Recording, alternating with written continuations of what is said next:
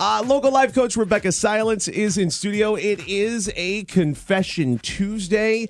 And if you have a business and if you have an organization and you want team building, or if you want to have Rebeccah and myself come in and do a talk on whatever the subject, that's absolutely available. Definitely. Yep. We have lots of different businesses in the community that I go to, and I'm really wanting to do another Confession Tuesday live. Yeah. So if your business wants to do a Confession Tuesday live, let us know. I think it's great because your employees can ask questions confidentially. You can find out what's really going on behind the scenes, and we can proactively address it. Absolutely. Details at inspiredresultscoach.com. And of course, you can like them on Facebook and follow on Twitter as well. It is a Confession Tuesday, which means that you submit your questions here confidentially, and we talk about them on the air. Ready? Yes. All right, here we go. A lot of people have been judging me lately.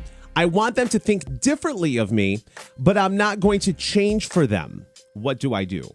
Awesome question.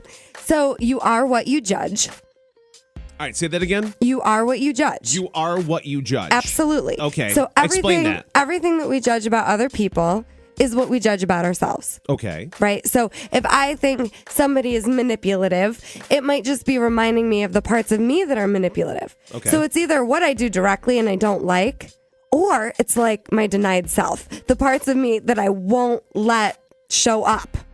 I used to do it with my ex-husband all the time. I was so over responsible, and I would judge him because he was just Disneyland guy playing around all the time, no responsibility. Well, I wouldn't let myself relax. I wouldn't let myself have fun. That's not his fault. So we are what we judge. Okay. Just consider that. You don't have to believe me.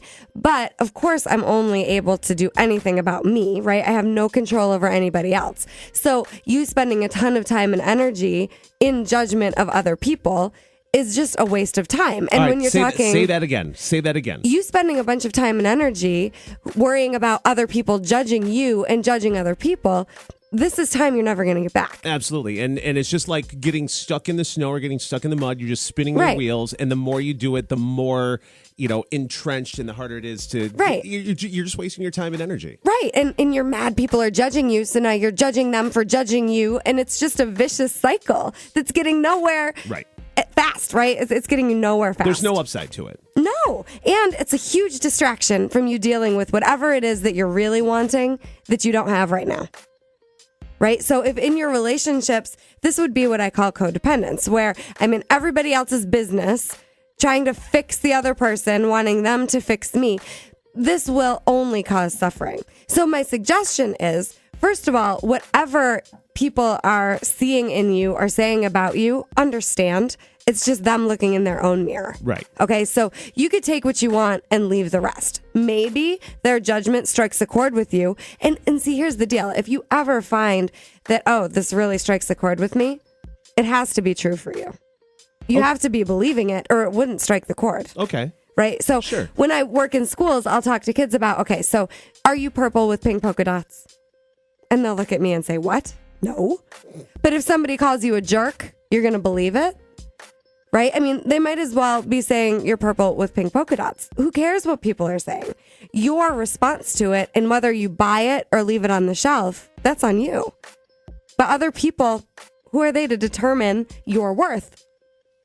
I think it's hard for some people to stand firm on that kind of stuff. Mm-hmm. And I think that they're just so used to going, believing what people are telling them that they are. It's, that self-confidence thing.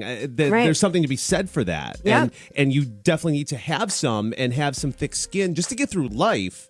But when you have stuff like that happen, if you don't have thick skin, a lot of times it's hard to get through that. Do you agree? Yeah, well, and here's what I would call thick skin. It's the ability to internally validate yourself. Okay. And what I mean by that is you have your own ability to check in with yourself and figure out what works for you and what doesn't, versus having that need for people and places and things outside of you to validate you and make you feel okay. If you're seeking external validation, it's a very lonely road. Right. And it's never enough. Here's the deal. Think about when you've had compliments. You always need more and more and more and more and more if you need other people telling you that you're good enough, that your choices are working. It's never Gosh enough. darn it, people like me. Yes, but it's never enough. Right. It's like this hole that won't be filled, and I always joke, if I wasn't able to internally validate myself, this show would be really hard for me. Because there's weeks where I hear crickets, people don't say anything. And then there's weeks where I'm like getting all these emails and calls, but it's inconsistent. It doesn't mean that what I'm saying isn't making a difference somewhere. Right? So it's about internally validating yourself. That's the goal. And it is hard to do. So one of my old mentors, her name's Carol Reynolds. She lives in Vegas. And she used to say, other people's opinions are not a fact. Okay. But we make them a fact. They're not. It's just their opinion. Yeah. Okay. Right? Yeah, that makes sense. I love going back to that when I get caught up in the drama that we're talking about right now. Sure. I'll think, wait a minute, this is just their opinion. It's not a fact, right? And my opinion is the only one that really matters for me, for my life. And I've got to be the one checking in with myself at the end of the day, thinking about... You're the one that has to own it. Right. And I have to think about, is what I'm doing working for me? Is staying in this relationship, staying in this job, not speaking my truth? Is it working for me? I'm the one sitting with me at the end of the day, not other people. Right. And people are not going to always agree with you. That's all right. Half the time they won't. Half the time they will. But as long as you're solid in your decisions, that's what's important. InspiredResultsCoach.com is the website. Local life coach Rebeccah Silence. Awesome stuff. Yeah. Good stuff. And so this week, the homework is just really look at your decisions and make sure that it's for you. And when people are judging you or giving you their opinion, first of all, you could say, yeah, thanks for sharing, but I don't really want your feedback right now. You can say lovingly that, you know what, if I want your opinion, I'm going to ask you for it.